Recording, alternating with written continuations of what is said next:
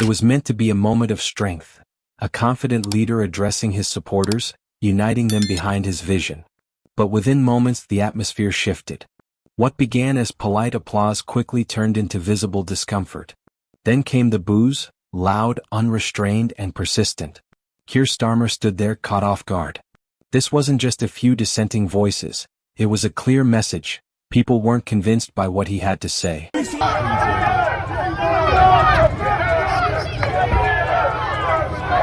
What went so wrong? Was it his stance on the Gaza ceasefire? His economic promises that felt empty? His sudden shift on Brexit? Or was it something deeper, something that made even lifelong Labour supporters feel like their leader no longer spoke for them?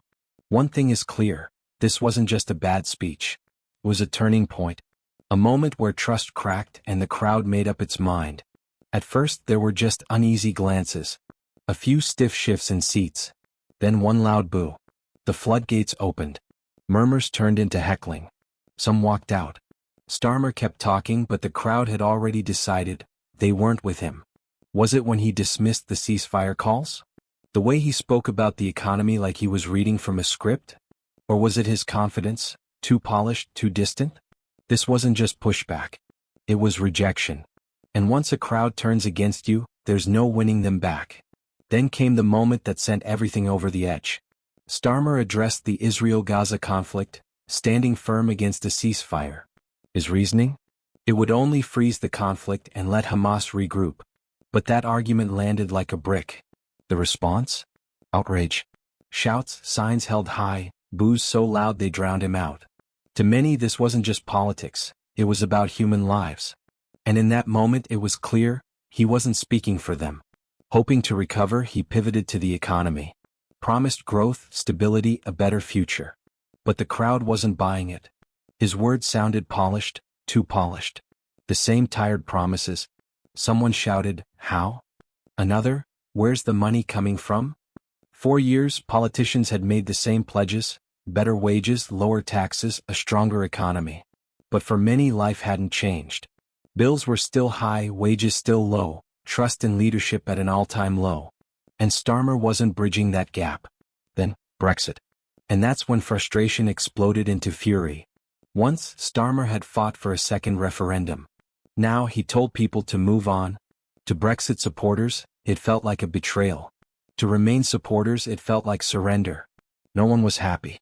And when you can't inspire either side, you lose both. This wasn't just one bad night. It was a warning.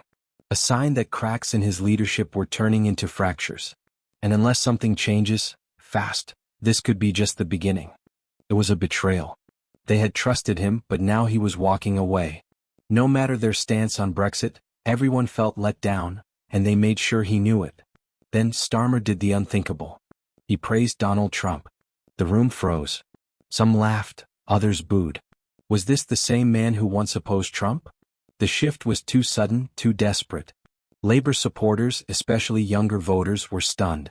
Worse than a politician they disagreed with was one who changed his views to please whoever was listening. The backlash was instant. Social media exploded with clips of his speech, branding him weak and out of touch. Longtime Labour voters felt abandoned. Even inside the party, tensions rose. Starmer had walked into Southport expecting support but left looking like a leader who had lost his own base. Once the headlines hit, there was no controlling the damage. Every major outlet covered the boos, the heckling, and Starmer's stunned reaction. Then came the polls. Labour's approval ratings sank. Swing voters slipped away. The Tories didn't even need to attack him. He was sinking on his own. Meanwhile, Reform UK and others gained traction. Now Starmer has two choices: fight to regain trust or risk being replaced.